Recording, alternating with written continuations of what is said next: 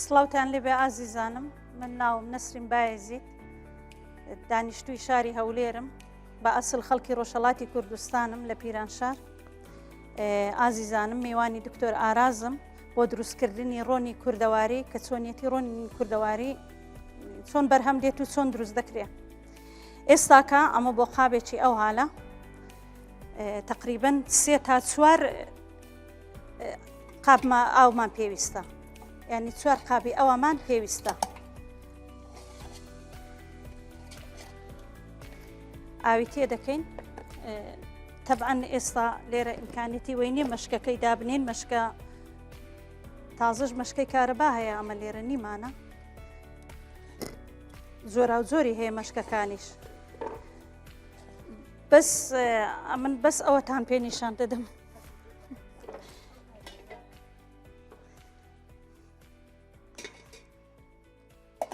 بەوەی دەچم ئاوی بۆ دێنم تێ دەکەم.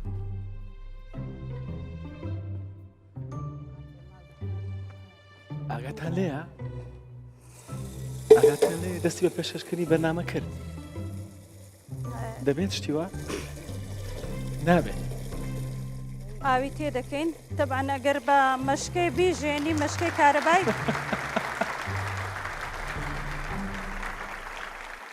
نەسرین خان؟ بەڵێ دکتۆر. لە خۆتەوە بەرنامە دەست پێ کرد، خۆ من نات بووم جارێ. دکتۆر کورسیم بۆ دانابووی بەخێر بێ. زۆر سپاس دەکەم. نانا لە بیرمان نەکردی قوربان. وەڵڵا سپاس دەکەم. دەست خۆش. خزمەت داینە قوربانەوە. ئەحواڵتان باشە؟ زۆر سپاس دەکەم، زۆر مەمنون. زۆر سپاس دەکەم. ئەو بە تێرەی تو ها؟ وەڵڵا بێمە ئەوێ؟ وەڵڵا نا تازە لێوێ دانیشان ناستێنم. زۆر سپاس. فەرموو.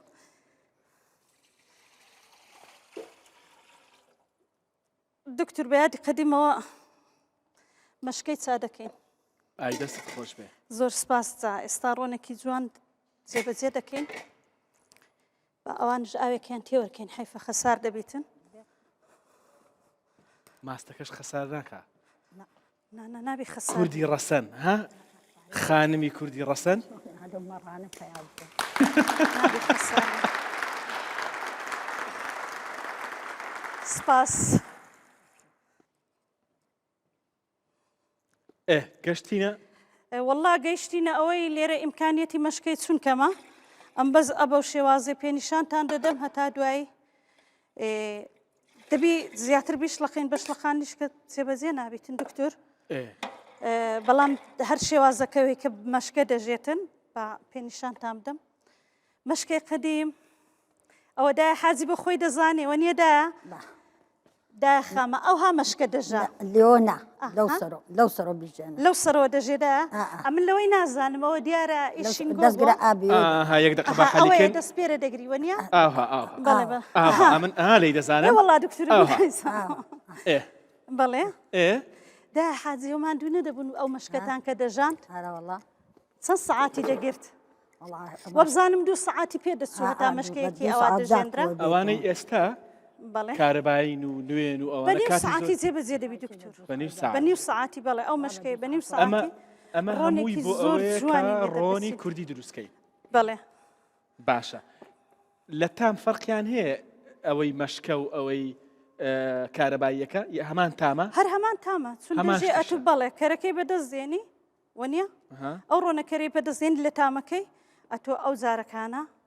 مەرحەلەیەکی دیکەی هەیە لێرە کە دەریدێنی بەڵێ بە شەرتێک فەرق دەکا ئەتو دویەکەی لێ نەگری هەر ئەوە بیگری ترش دەبیت. بەڵێ بەڵێ دەبی حتمما بێنی لە ناو سەهۆڵاوێکی کەی جوان بیکوشی هەتا ئاوەکەی تەواو دەگیری ئەو ماستاوی لێ دەگیریتن ڕۆنێکی خالی سوسپی جوان دەردەچیتن. دەست خۆش. ئەوەی کە بینیتان دەستان خۆش بێت. سپاس. ئەوەی کە بینیتان پێشەکێک بوو بۆ پرۆسەی ئامادەکردنی ڕۆنی کوردی خاتوو نەسرین خۆی ناساند. من دڵم خۆش بوو بۆی کە لە پیرانشاری جوانی ڕۆژهەڵاتی کوردستانەوە هاتووە. هەروەها دای خامەشمان لەگەڵە لە پێنجێنەوە هاتووە. زۆر بەخێر بیت. زۆر سپاس دەکەم. ماندوومان کردی. زۆر دەستخۆشی لە هەموو لایەکتانەکەم لێوە هاتین ڕۆنی کوردی ماسی کوردی لە مەڕ و لە مانگا و لە بزن پایە ئەبێ. باشە. گیای کوێستان خوا لەگەڵ هێنی دەشتا جیاوازی زۆرە. گیای کوێستان ڤیتامینی زۆر باتیە. هەموو گیاکانی سروشتیان دکتۆر کارزان نەزانێ هەمووی بە کەڵکی دەوایە میوانەکەمان ئاشکرا مەکە ئەم جارە بە قوربانی ئەو چاوانتە بم ئیتێ ئەو ماستە ئەو شیرا لەو حەویانە ئەی دۆشین و گەرم یەکەن جوان ئەیکڵێنین و ئەیکەین بە ماست و ماستەکە ئەیکەینە مەشکە ئەیژێنین و ڕۆنەکەی ئیتە جیا ئەبێت تۆ لەگەڵ یا و ڕۆنەکەی لە دوو ئاوی ساردا ئەیشۆرین و با دۆی پێوەنێ بێ با بۆ ترشەڵۆک لە ڕۆنەکەی نەیە با ڕۆنەکەی دۆیکەی پێوەنێ بێ با ڕۆنەکەی خالیز بێ ئەم جارە حەز کەسێ ئەگەر ڕۆنەکە زۆر بێ ئەی خوێی پیاکە هەڵیەگرێ ڕا لەگەڵ ڕا ڕۆژ لەگەڵ ڕۆژ با هەتاکوونی ئەبێ بە ڕۆنی ئەیکەین بە ڕۆنی زەم ڕۆنی خالیس ئەیکا بە ڕۆنی خالیس اینجادا من باش شتێک بکەین تۆ ئەمە بە مەشکە ئامادەت کردووە کاتی خۆی وانە وڵا بە مەشکەی پێستە ژەندومە بە مەشکەی کارەبا ژەندومە بە مەسێ بە مەشکەی کارەباژم بە سەش دەکەی ئەرە وڵا بە مەشکەی فاخۆنی من ئیسەکانی خوانێ بەڕە مەشکەی گەورەمان هەیە حیواناتمان هەیە مەڕوو مانگا و بزنمان هەیە دوای لە هەیار بڕ ساعتە ڕێ لە پێنجێنیش دوورە دەستت خۆش بێدا زۆر بە خێربەی گەورەت کردین ئاوەدانت کردەوە دەستخۆشی لە کەناڵەکەتانەکەم سپاسی خۆتانەکەم یاخوا بە خێر بێن و ئێمەشتان بان کردووە بۆ ئەم بەرنامە سپاسی ئێوە ئەکەمە قوربانی شیرینی نۆ سپاس دەکەمدایە ئێوە دابنیشن دکتۆر کارزان جا دای خامە ئاشکرای کردی فەرمو وەرە ژوورەوە چۆنی دکتۆرگارە حاڵت دکتۆر کارزان دەناسن سپۆڕی ڕووەکە پزیشکیەکانە باشن شکر احوالتان باشا شیرینە دکتۆرگان فەرمووە ئێرە شکر لە جەنابتە سپاس دەکەم مەمنون فەرمووە ئێرە اینجا بەشداربوانی ئەمڕۆی بەرنامەشتان با پێ بڵێم فەرموو دکتۆرگان فەرموو ئەوێ مەمنون بەشداربوانی ئەمڕۆی بەرنامەشتان پێ بڵێم بەشداربوانی ئەمڕۆی بەرنامە لە کۆلێژی پزیشکی دەرمانسازی زانکۆی دهۆکەوە هاتوون زۆر بەخێر بێن دەستان خۆش بێت گەرم و گۆڕ دەستان خۆش دکتۆرگان چۆنی ئەرێ ئەو ڕۆنی کوردیە بخۆین با ئەو وەڵامە دانین بۆ بینەری ئازیز کە باسمان لێوە کرد ئەوان قەرار بن بیخۆین یانەی خوێن باش ئێستا چی بکەین ڕۆنی کوردی چییە پێکاتەکەی چییە جیاوازی هەیە لەگەڵ ڕۆنەکانی دیکە بۆچی پێی دەڵێن ڕۆنی کوردی قوربانە بم ڕۆن ئەکرێ بە دووکەرتەوە بە دوو بەشی سەرەکیەوە ئەگەر بچین بۆ ئەوەوە دکتۆر گیان ئەو ڕۆنانەی کە شلن وەکو زەیتی زەیتون و زەیتی گوڵە بە ڕۆژە و زەیتی کانولا و زەیتی نەخیل بەشلی و قیوامەکەی بەشلی ئەمێنێتەوە پێڵێن ئەساتورێتێت فاتی ئەسید واتە غێر مشەبع تێر نییە بەشلی ماوەتەوە باشە بەڵام ڕۆنە توڵەکان وەکو ڕۆنی کوردی وەکو ڕۆنی تەنەکە ئەوەی کە لە بازاڕێن ئەوانە پێڵەن ساتورێتێت فاتی ئەسید باشە ساتورێتێت فاتی ئەسید واتە بە تەواوەتی تێری خواردووە و هیچ مەجالێکی نەماوە لە بینەکە ئەگەر ئیزنم بی با 7 تا 10 تەلەبەی کوڕ بێتە دەرەوە 7 تا 10 تەلەبەی کوڕ فەرموون ئاوا بوەستن بزانین دکتۆر کارزان بە تەمای چییە تون قۆڵکەن بە یەکە ببن بە یەک پارچە ساتورێتێت فاتی ئەسید ئەو ڕۆنانن کە تێرن مەجال نەهێڵراوەتەوە لە بینەکانە کە من بچمە ناوانیان وەگەر بمەوێ بیان جوڵێنم هەمووی بەیەکەوە ئەجوڵێ وەکو ڕۆنی کوردی و تونگە لەبەرەوە شل نین عەزێت نەبێ با 7 کچی جوانیش بێتە ئێرە کچە شیرینەکانی خۆم 7تان بێنە ئێرە دوایی نەڵێن وەڵا ئەمە کچان ئەساتورێتێتە و ئەوێن ئەساتورێتێتە یەڵا 7 کچمان فەرموون یەڵا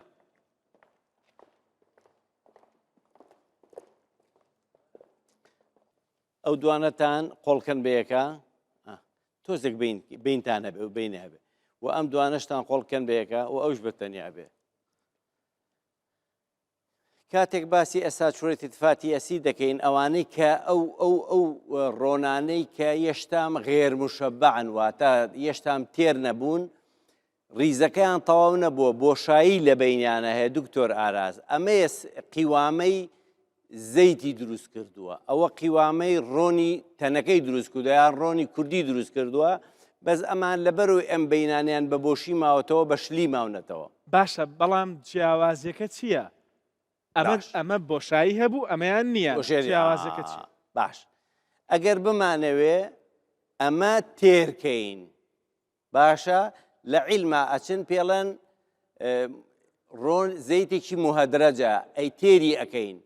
بێ زەحمەت یەک دوو سێ کچی تر بابێتە لای ئێمە سێ کچ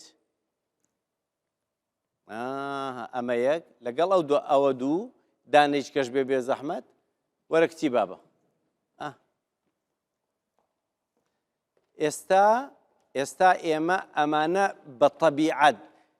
ڕیزێک کاربۆنن کە ئەواسیرەکانیان یەکی نەگرتووە وەکو ساچورەتێت فاتی ئەسید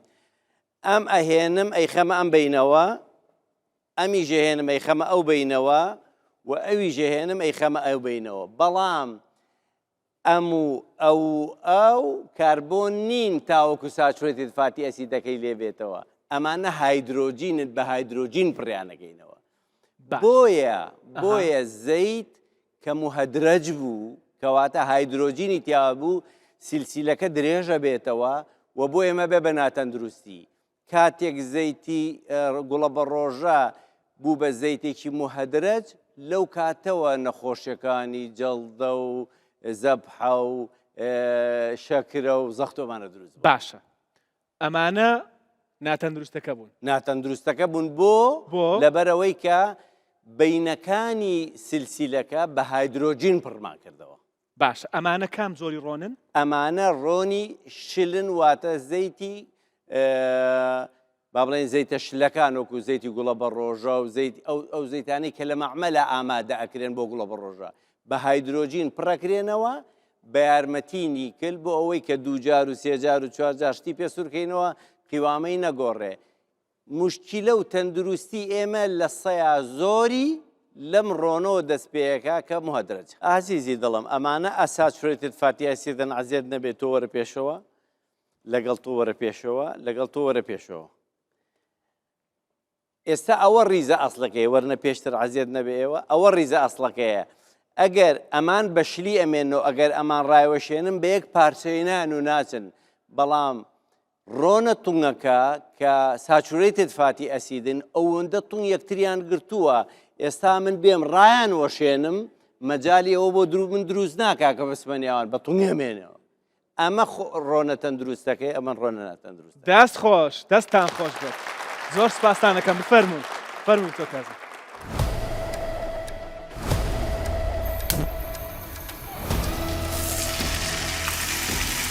ڕۆنی کوردی ماسی کوردی شەکرە قاوەیەکە دەست خۆش ڕوونە ڕۆنی کوردی چییە پێکاتەکەی چییە جیاوازی هەیە لەگەڵ ڕۆنەکانی دیکە بۆچی پێی دەڵێن ڕۆنی کوردی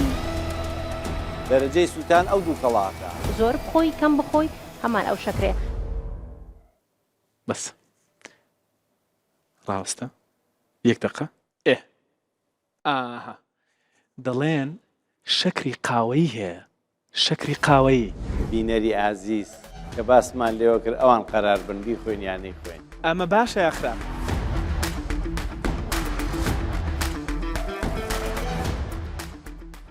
هەموو شتێک بەخوێ خۆش بە خورما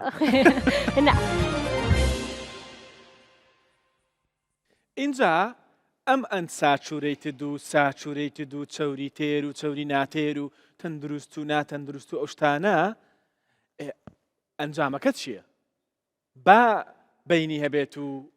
لەولاش بینی نەبێت نێوانیان هەبێت و نێوانیان نەبێت دکتۆر کارزان پسپۆڕی ڕووەکە پزیشکیەکانە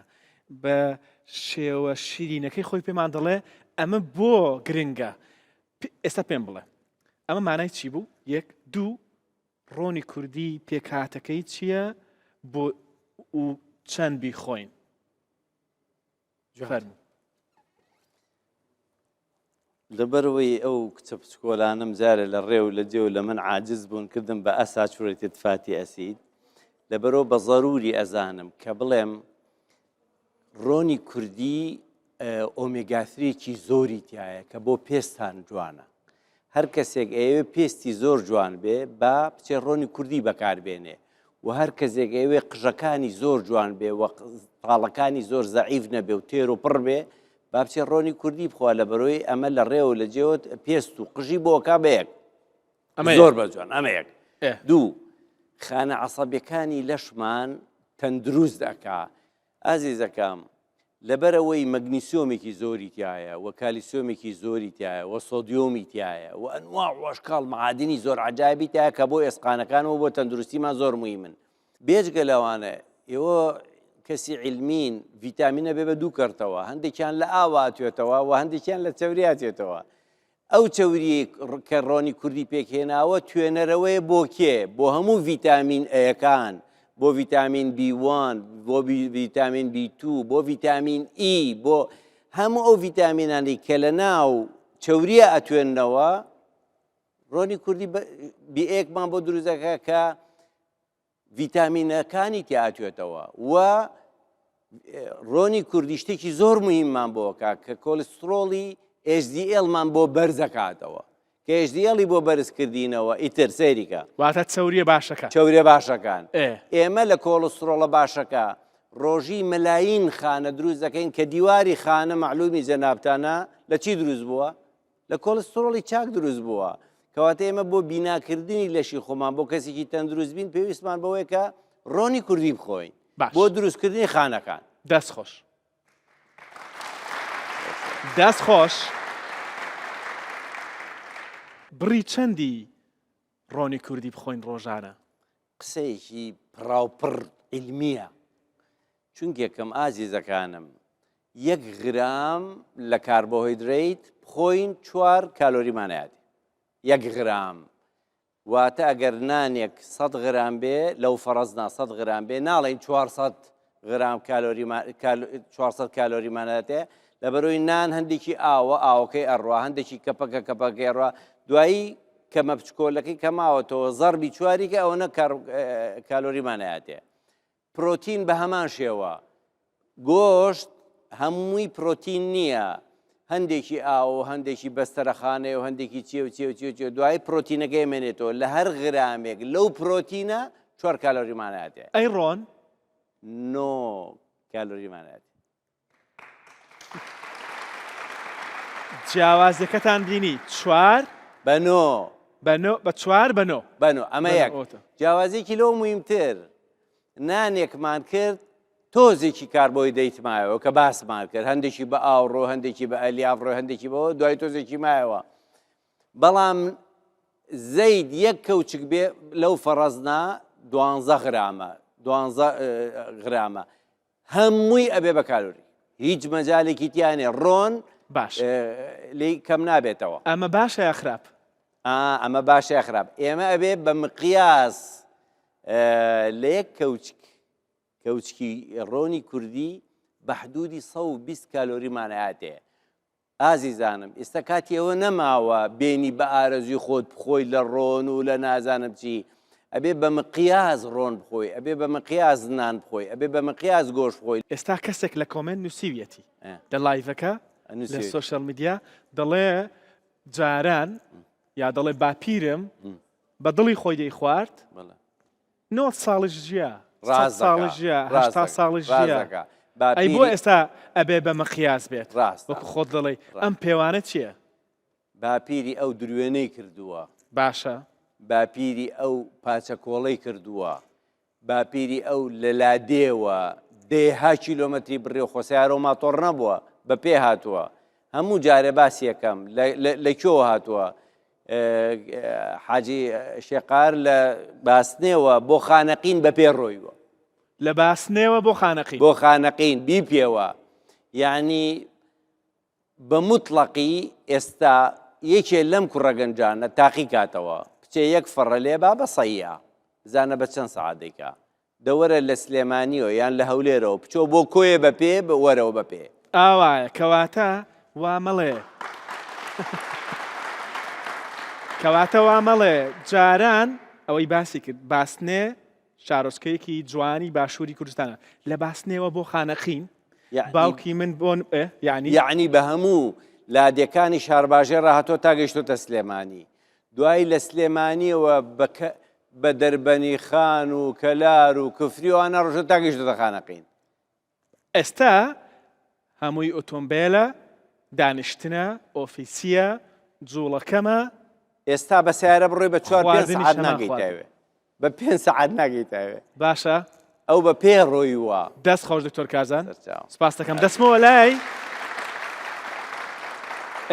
دکتۆر کازان زانین تۆ بڕۆرە لای نەسرین خان من حەزم کرد یەک قسەیتر لەگەڵ دایە خامەکەم دایە خامە چۆنی قوربانی دەست و ماچەکەم وەڵی پرسیارێکم هەبوو فەرموو لە خزمەتتە. ئەو ڕۆنەی ئێستا بەو شێوازەی ئێستا بەو ڕێگە ها شتە کارەبایانە مەشکی کارەبایی ئەوانە هەمان تامی ڕۆنی قەدیم دەدا ڕۆنی مەشکە جیاوازیان لەوە لە مێشکەی پێستا ئەگە تەمیز هەڵگیرێ ئەو ڕۆن و دۆکەی خۆشتر بوو چونکی مەشکە پێستەکە زوو خوێ ئەدرا باشە دۆکە تامی هەڵەگرت ڕۆنەکە تامی هەڵەگرت بەڵام خۆ ڕۆنەکە گەر لیدا ئەەکەی ئەبێت دوو سێڕە بە ئاوی چیاوی شۆری تۆ لەبەر ئەوە بۆی دۆکەی لێنەیە بۆ مچرۆکی لێنەیە ڕۆنەکەی دۆی پێوە نەبێ باشە بڵێ چونکی ئێ ئیتر ئاوا ئەم جارە ئەڵە وڵا مەشکە کارەبایەکە هیچ فەرقێکی نییە لە باش دایە ئێستا ئافرەتانی ئێستا ئەو شتانە ناکەن نایکەن ئەی باشتر نییە ئەو شتانە تەندروستتر نییە بەڕای تۆ بەرەوەڵا هەتا ئەو وەختێ خەڵک ڕۆنی کوردی و دۆ و ماسیە خوارد دۆی نەیە خوارد کەشکی خوارد ئەمەڵخوا خەڵک سالمتر بوو نەخۆش نەبوو وایە لە پشتێشە لە قاجیەشە لە نەخۆشینی خراپ اینجا ئەوەی سەردەمی ئێوە تۆ ماشەڵا ئێستش باشی جارێت تەمەنت گەنجە ینی بە سەردەمی ئێوە پێشتر ئەو کاتەی تۆ باسی دەکەی ژینگە پاکتر بوو خواردن باشتر بوو جوڵەتان زۆر بوو زۆر دەگەڕان جوڵەتەمەیانی ڕۆن هەڵندەمان خوادا نەخۆشە کەوتی نەمانمە ڕۆنتەنە کەوشتە بخۆین ینی نەخۆشە کەوتین ئەگەر چین نەزەماوە شتێک چێشتیان پێ لێنە خوای زانێ برایکم بخوا ئافریکا خەسەمخوا ینی ئەمری خوای کووە لەگەڵ مردوەکانیەوە دەی بە ذاتی خوا هاتۆ یەکدانە هەفتە کەوتی بخوا ڕۆنی تەنەکە چێشتیان لێناوە نەخۆش کەوتم پێی دەی لەمە دوایە چوونە شاریش هەر ڕۆنی تەنەکەیان خوارد گۆڕە ئارەوەڵ چ خواردنێک بە ڕۆنی کوردی زۆر خۆشە واللهی ئێمە یەکیان ئائیسێ خۆمانی حاڵی حازم دوێنە ڕۆن دروستەکەین هەر ڕۆنی کوردیە ئەم جارە کورا هەنگین و ڕۆن دروست دائنین هەنگین دائنین هەنگینی ساخمان هەیە هەر ڕۆنی کوردیە بەخوا هەنگینی دار ئەم ساڵگە هەر بێ حەز زۆر بووە وەڵا پاک ئەرێ وەڵڵا شتی باشە ئەم جارە بە قوربانی ئەو چاوانتە من خۆشمان هەنگ بە خێوەکەین خواگیان ئەگەی لێتی هیچی پێ نایی هەروکوینەکەی دەژ وایە بەڵام خەڵک زیاتر سیقەی بەدارەکەیە ئەم جارە بە قوربانی ئەو چاوانتە هێلکەیە بە کوڵاوی بە هێلکەڕۆنی هەر بە ڕۆنی کوردی خۆین دوێنە دوێنە هەر بە ڕۆنی کوردیە خۆین ئەمجا بە قوربانم لێواشە کەلانە هەر بە ڕۆنی کوردیە خۆین ئەوایتر وڵا خەڵکی داوەتمەکەن نێمە سەر ئەو چاوانمە بێ بە حەقی خوا و پێغەمبەر هەر هاتی خەبەرم پێ بە یەکمەڕ بۆ سەرە بڕۆن یەکمەڕ بۆ خوای دەدا ینی ڕۆنەکەرە و هەنگوی ساخیش بۆ کە مەقابێ بەشی 3-4 بهێنەرەوە ئاوە دوکتەر زۆر سپاس دەکەم تەواو ئۆفەرێکی زۆر باشە دێم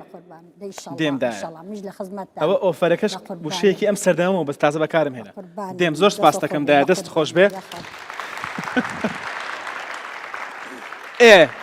دکتۆر کازان لێرە بە تەمای چین ئەمەوێ جیاوازیە بکەم دقەی بۆسە بە ئەمە داگیرسێنم عەزیێت نەبێ لە تەباغ خوشتیش دەزانی دکتۆر کازان فێریان کردوم فێریان کردووی بەرە قوربان ئەگەر یەک تۆز لەم زەیتە بکەینە ناو ئەم تاوەیەوە باشە مەبەستم هەیە تا ئەو ئەکوڵێ یا تا ئەو ئەم شتە دروزە بێ حەزەکەم ئەم مقارنەیە بکەم ئەمە زەیتی زەیتونە و زەیتی زەیتونێکێکە لەو زەیتونەی کە خەڵک زۆر زۆر زۆر لێی ڕازیەوە خوا وەسفیەکە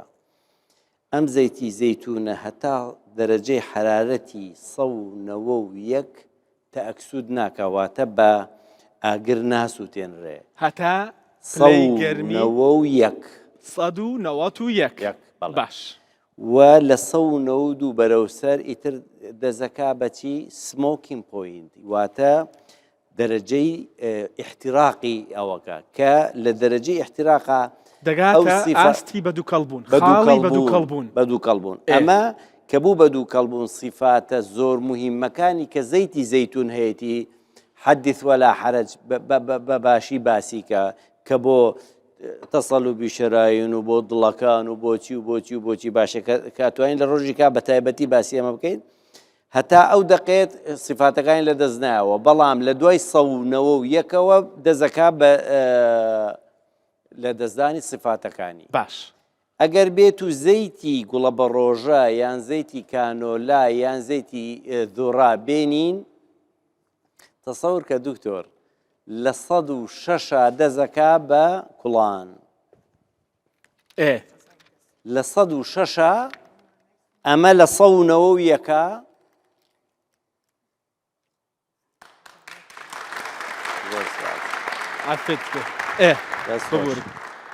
ئەمە لە سەونەوە و یەکا دەزەکا بە سووتان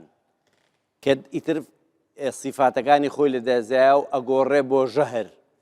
ئەمە لە 106 191 بۆ 106 باش زەیتی کونجی لە 170ە باشە وە زەیتەکانەکەوێتە بین ئەم بینەوە باش ئەی ڕۆن ئەوەی زۆر مهمە ئەم ڕۆنە زەنگە کوردیە ئەگەر ئەمە زەنگ بێ تەسەوری چەنەکەی دکتۆر ئەمە لە 252 اینجا سەروترەکەی دەزەکا بە سووتان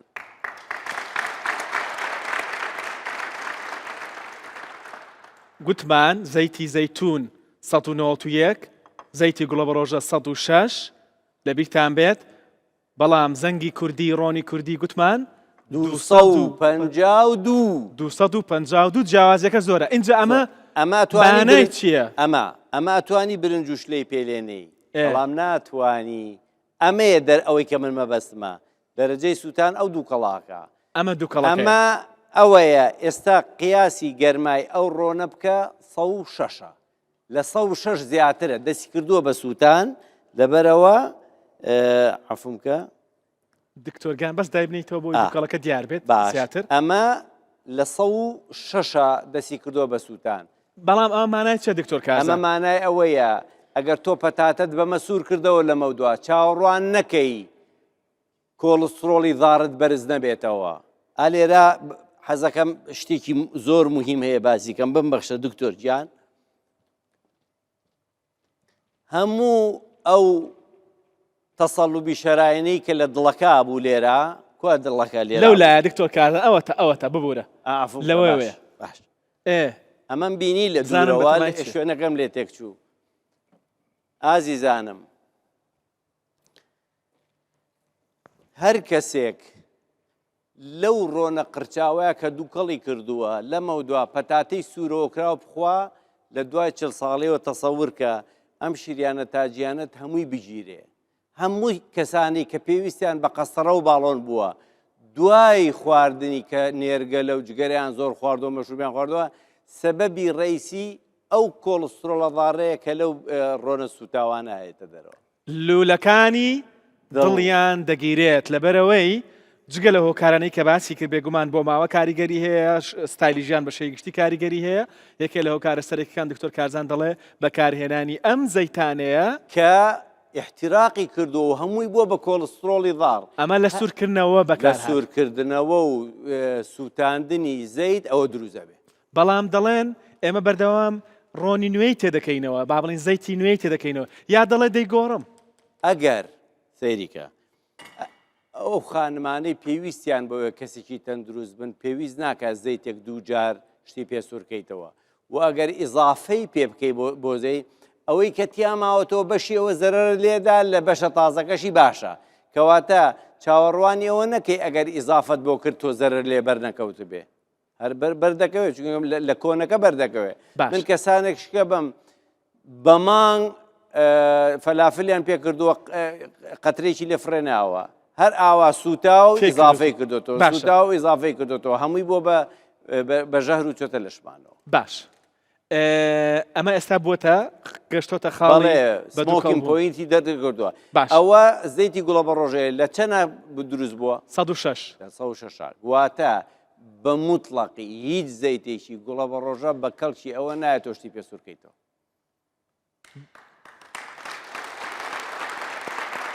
وەڵا ئەمەیان بە پەلەیە. ئەوەی دکتۆر کارزان دەیڵێت بە پەلەیە دەڵێت هیچ زەیتێکی گوڵە بە ڕۆژە بە کەڵکی ئەوە نایەت کە بۆ سوورکردنەوەشت بەکاربێت. ئەگەر لە بەرچاوی خۆشتا گوڵە بە ڕۆژەکەی هێنا و کردی بە مەکینەکە و ڕۆنەکەی لێگرت بە کەڵکی ئەوە نایە. ئەی بەچی سووریکەینەوە؟ بە زەیتی زەیتون بە ڕۆنی کوردی. ڕۆنی کوردی باشتریشە لە زەیتی زەیتون بۆ زەیتی زەیتون تەحملی سەونەوەیەکەکە لە کاتی سوورکردنەوەکە ئەو پەتاتەی سوورەکەی تۆ ناگاتە سەوینەوەیەک وە کام لە خەڵکی هەیە. ئێستا جیهازێک هەیە بمبەخشن ئەماڵم تۆزێک ینی بڵێ وڵات دکتۆر ینی بە پارەوەیە بە زەیتێکی کەم لە ناو جیازەکە ئەیخولێنێتەوە پەتاتەکە سوورەکاتەوە وەکوایە هینێ کردبێ ینی لە بەقوڵی خستی بێتە ناو زەیتەکەەوە وە زەیتیشی تێ ناکەی و ئەشبێ و زۆریش تەندروستە. بەڵام چی پێڵێن زۆر سووتە بەڵام بەس بۆ ئەو بوو کە بزانین سمۆکین پۆینتی چەنە. بەڵام ڕزەی ڕۆنی زەنگ یان ڕۆنی کوردی کە بناوماننا لەسەر و 200 ئۆنگەوە بێ. اینجا ئێستا مشکلەی کەشمانەیە پێچێت تۆ بڵێ کاک دکتۆر ئەی من شتە خەمە ناو فڕنەوە فڕن دەرەجەی حراتی لە 250 کەمتر نییە ینی 180 فەمافاو بۆ 250 بۆ 200 بۆ حدودانە تۆ ئەچی تەپسی پێەکەی بریشکی پێەکەی چی پێەکەی ئەو کاتە ئیجبارە بی کە زەیتی زەیتونش بەکارێنی بۆ ئەمە کێکی پێەکە ئەتوانی لە ڕۆنی کوردی بەکاری بێنی و ئەتوانی کارێ بکەی کوڕە کوڕینە. نقطەیەکی زۆر مهم هەیە ئەو زەیتە کە هەدرەجە دەکەی هەندێک مەوادی تێکەن بۆنی ناهێڵن تامی ناهێڵن یعنی چیەکەن وال لێ ئەەکەن تۆ تووشی موسیبەتێکی گەورەکەی کاتێککە ڕۆنی کوردییان دووک بەکارێنی و بۆنیە ئەڵێ بەخوا زۆرم پێ ناخۆشە بۆنەکەی یعنی ئەوە زەربەیەکی تریشی لێداوین کە لووتمان و تام و دەممان ڕاهاتووە لەسەر ئەم زەیتە. ئێستا مناڵەکانمان تووشی موسیبەتێ بوون ئەڵێ ئەگەر ڕۆنەکە بۆنی بێ بەخوا حەزم لێی نییە ئیزعاج دەبێ پێی ئیزعاجە بن بێ ئەو زەیتە نەبۆن نەتام هیچی نییە. بۆیە ئەگەر ڕۆنێکی تەندروست بەکاربێنی ئەتوانی ئەڵێ نای خۆم باش بۆنی دێ. دەست خۆش دەستان خۆش بێت. تەواو ئێستا ئامادەیە؟ بەڵێ ڕۆنەکەمان گر لە دۆیەکەی ئێستا دەیهاوێنە سەر ئاگرێکی نزم. باشە